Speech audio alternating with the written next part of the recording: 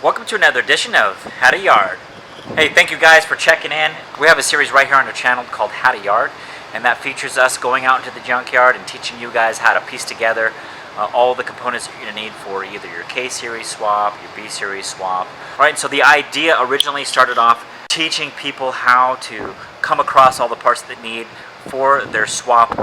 Well, then it turned into, hey, can you go find all these parts for me? Well, between 2018 and 2019, I drove over 100,000 miles collecting lots and lots of parts. Then the series took off, and we ended up coaching so many people. I think we actually created a problem for ourselves where we couldn't even find the parts because they were already taken, which it's whatever, you know, that's the name of the game, and we've learned a lot. So what do we do to compete against that problem?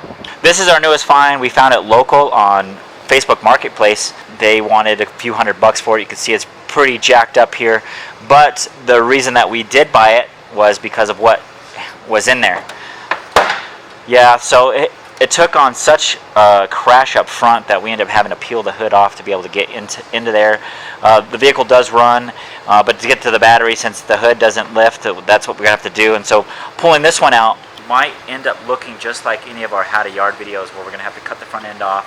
And so really the idea is here is show you what you could do, right? So if you can't get the parts in your local salvage yard, well then possibly you'll be able to get the whole car and then just piece it out. So the vehicle behind me, which is an EP3, we end up making a decent amount of profit on that. It does take a while. You're gonna have the area to be able to house the car. So let's say if you had a backyard that you can get into and then store the car for a while, because it could take some time. You try all your Facebook marketplaces, or you could post up on eBay, or if you have a decent Instagram following like we do, you might be able to offload that stuff to counter the expense you have on buying an entire car versus just the parts you want. EGs are a little more tough, especially since the front end is what most people want, but I think the door panels and some of the parts that will unbolt people will want, perhaps the sunroof, but also on EXs, this one in particular had the black interior, and this is the stuff that people really want. This door panel is in really, really good shape, and of course if somebody wants to convert their manual windows to power, this is the way to do it. The dash unfortunately is totally trashed because of the front end collision, but everything from behind is really good. So we might make out a little bit on this, at least cover our costs. That engine's supposed to be a B20, and we don't know what kind of transmission's on there, but I know it's B-series platform, so the least it could be would be an LS. Anything better would be a total win. But all right, so John's here again to help us out, and well, he's got our trusty Milwaukee Sawzall, and I think that's what we end up doing, just cutting the whole front core support out, turning this all into a window, because not much of this is salvageable. I mean, I don't really think any of it is salvageable. Say that 3 times fast. And I think this is going to come out pretty quick. So we do have B-series axles, intermediate shaft, all that stuff's going to be worth something.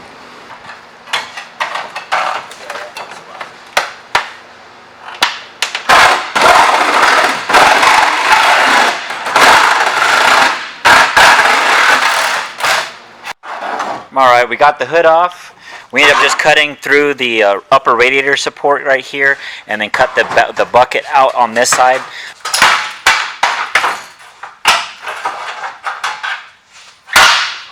We got it open, nice open window. It's supposed to be a B20. How would I know that unless I actually saw it?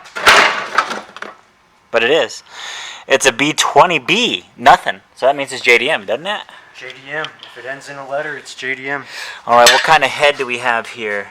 Ooh, it's a big valve. Nice. Nice. So that's fair. This could be a high comp B20 then. It could be. We won't know till we look at the pistons. Nice.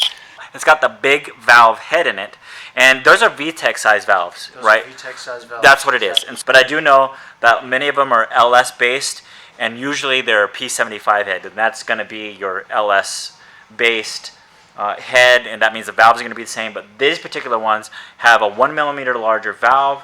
That usually means more power. So, oh look, it's got a CTR pulley too, or some kind of pulley. Yes. It's got a CTR underdrive pulley. CTR as in Civic Type R, and that's a JDM part. And the CTRs use that pulley. It's a single belt. There's no power steering on that car, just an alternator. guys like to use that, but here is a fun fact for you guys out there. These particular pulleys are balanced with the particular flywheel and crank from the factory. So from many tuners told me you can't just put this pulley on and hope that it's going to work out. I've heard a lot of tuners say something to the effect that it blows a lot of motors. A lot of crank walk happens because it's not balanced at all. I've had these on B20 VTECs that I built that were NA using stock bottom end and essentially stock heads. And I've been fine. I've even used nitrous on those motors, but they weren't like fully built high horsepower cars, so maybe that has something to do with it. Obviously this engine runs and it has that pulley on there. It looks like it's been on there for a while.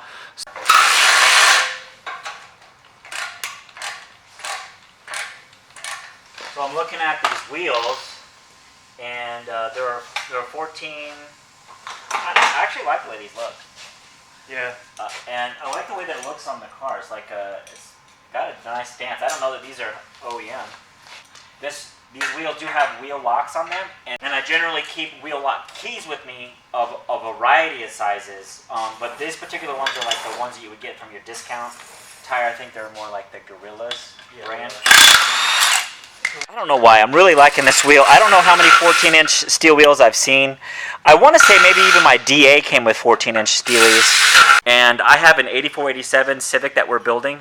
And eventually we're going to have a video of us swapping a motor I got at a junkyard into it. But because I think I'm going to use this wheel, I'm going to put it on that car. I have my own wheel and tire machine.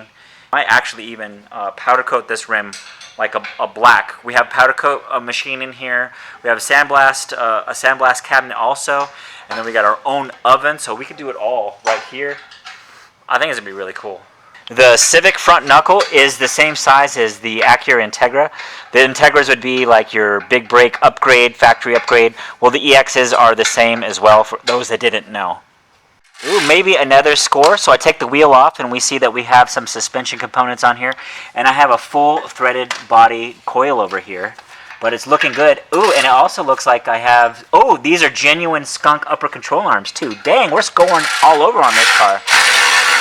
Yeah, you know, I didn't know... This is just like the auction finds, man. We just don't know what it is. This guy wanted $700 for the car.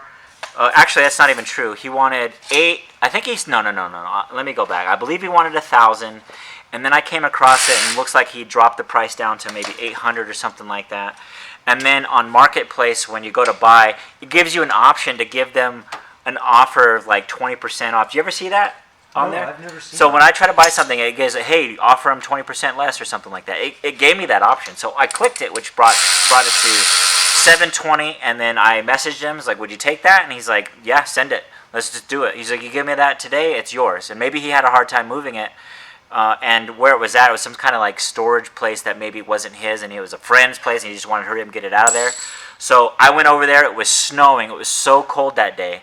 But we went over there, and it actually drove in there, but it was doing burnouts all the way into the thing because it could barely move. The wheels were all crunched up inside the frame here, and I could see in the wheel well where the tire had been touching. But this could be a huge score. At least it's certainly going to pay us back for what we spent on it, but the idea is that we need to make a profit.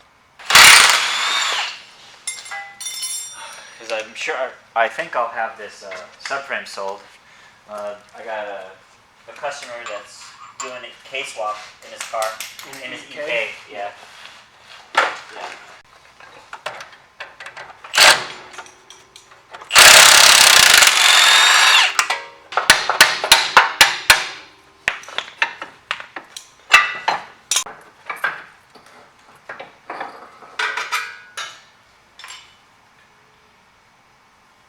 Obviously, we're going to be taking the skunk upper control arms also, so we're going to be removing all of this. Now, I am going to try to salvage this brake hose right here, so I'm going to disconnect it from the bulkhead right here, so I'm not going to cut this, and I'm going to disconnect the lower ball joint and the tie rod to pull this all out as a whole. We want to keep the lower control arm together because we're going to end up using that as part of the subframe.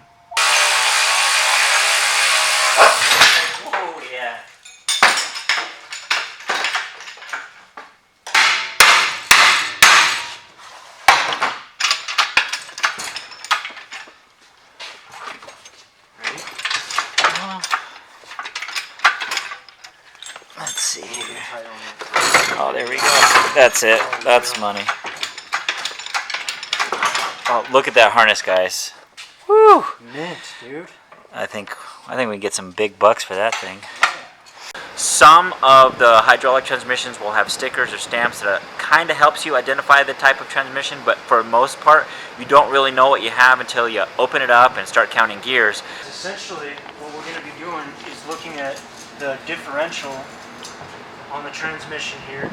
We're going to be making a mark just as an identifier so that we can count rotations effectively.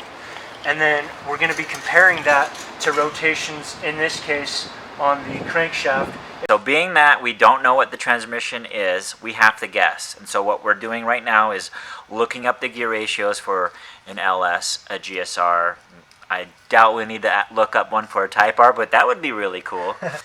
All right, so what you did is you looked it up for an LS, and the math works. So this is your third gear ratio. Correct. This is your final drive, and then you just multiply those together. Should come up with 5.5836. Now going back to thinking of this as a clock, if you take the number after the decimal, 0.5836 times 12 should end up at about 7 o'clock. That's just awesome, man. 5 full rotations and end at 7 o'clock. So he's got it aligned there. Now he's going to go for 7 o'clock. And we're at 6 o'clock now. There should be about 7. Okay, so here's where we'll find out. So there's 7. If it doesn't line up, then it's not LS. Bro. No way. No way, man. So, guys, I'm going to go to about 11 o'clock, and if it lines up, then that's a GSR transmission. There's about 11 o'clock. Okay, so it didn't line up on 11 o'clock. It did not? But when you had it just... when you 6 or 7 o'clock? It did. Okay, so it's LS. Oh, shoot. Sorry to get your hopes up. All right, the next part of this is we're going to be doing a compression test on the engine, and this is a question that we get quite often, even though we have covered it in other videos that we had. How do you do a compression test outside of the car? We have a bell housing right here. It's empty, it's light, it's easy. We just simply bolt this on. It has a starter on it. To get the engine to rotate, the engine will need a flywheel, at least when we're talking about a B series. Some engines like K's, the starter will actually bolt to the block, and in that case we only need a flywheel.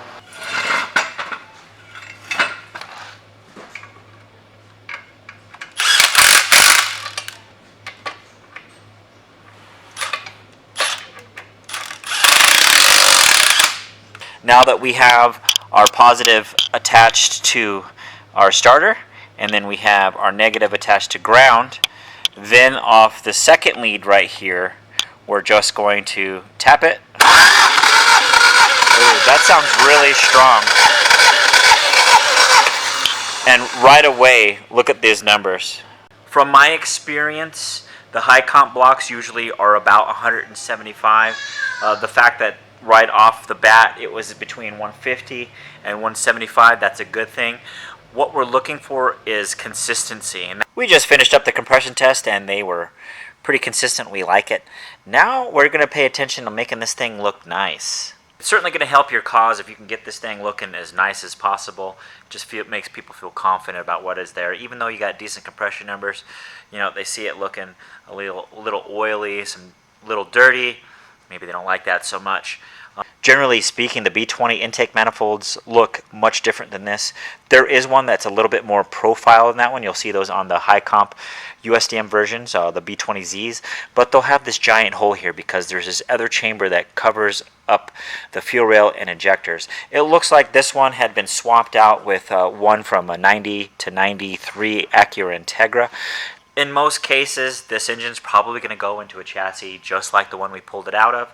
I like to keep it era specific. Let's say I was putting this in a 90, 93 Integra, the intake manifold would work great, the throttle cable would work great, all the vacuum lines and everything else are right there, but all that is a little bit different in the other chassis. So over here is our donor engine that we're going to pull several parts off, including that intake manifold right there. It's going to make it look really nice. See how it looks like it hasn't been messed with and it's untouched.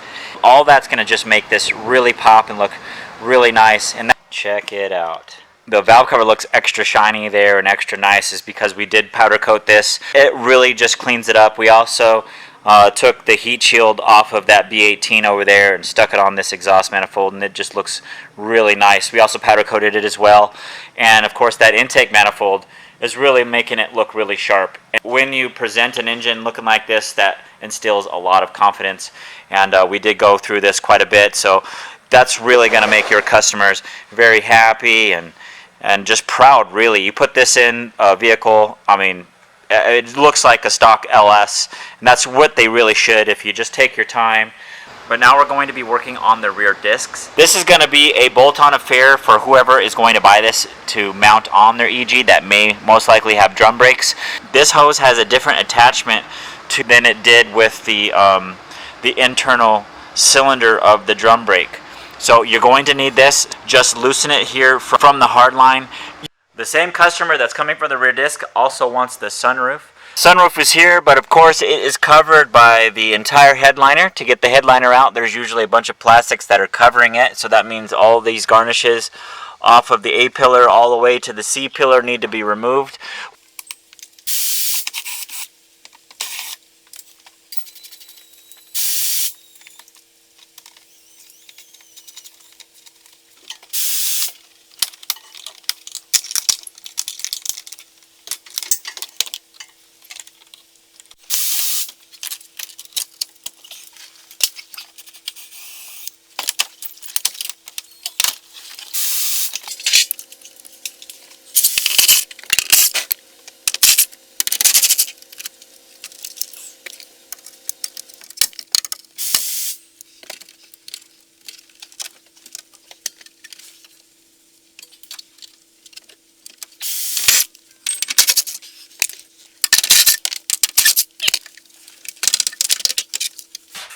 There are a lot of methods that you could use to do this.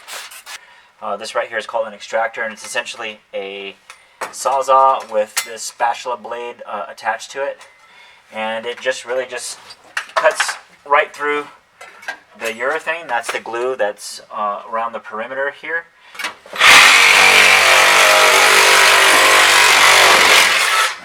Quick.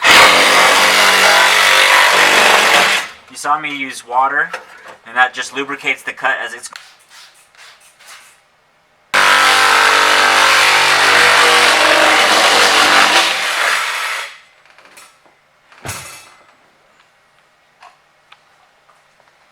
Going to be introducing Art. This is the business partner we've been waiting for the last year. Yeah, but he quit his job and he invested into Hush over the last year so that he can make a new life out here. Anyways, we have him on this project, pulling the wiring harness out. It's quite the job. Also, we pulled out the pedal assembly. Somebody that wants to do an auto to manual in one of these chassis is going to need this set. Someone's going to also need the master cylinder. Now, that's going to be a choice that you're going to want to make on your own, whether you want to use a used master cylinder for your conversion or not, but you also need a reservoir. A lot of the motor mount kits are built using this particular subframe, and we know this is valuable, and we actually end up just selling it to a customer that's coming in later this week. You want to make sure to keep all the hardware because these are different lengths than the EK when you swap over.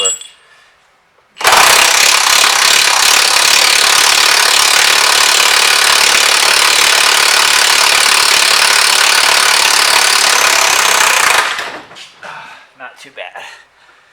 This is what the subframe looks like out of the car. The Integra rear bracket, and any of you guys doing a hydro B-swap into this car, this is certainly what you're going to need. Alright guys, that's going to do it for this EG. We got about as much off of it as we have time for, and somebody's going to say that there's still a lot of meat on the bones, and I would agree. I've seen some part outs to where there's virtually nothing left. We got ABS units. I don't know who wants that. We really don't have time to sit on stuff. We don't really have the room. The carpet we wanted to take, but it turns out it was torn in several places. We end up finding lots of cuts and damages with the OEM cabin harness, that just wasn't going to work out. We were able to get the glass out. Rear quarters are really, really nice, but as of right now, we just don't have the time. Right now, this is going to be worth more to us out of here than it is just taking up space because we have other cars to process. Guys, thank you very much for watching.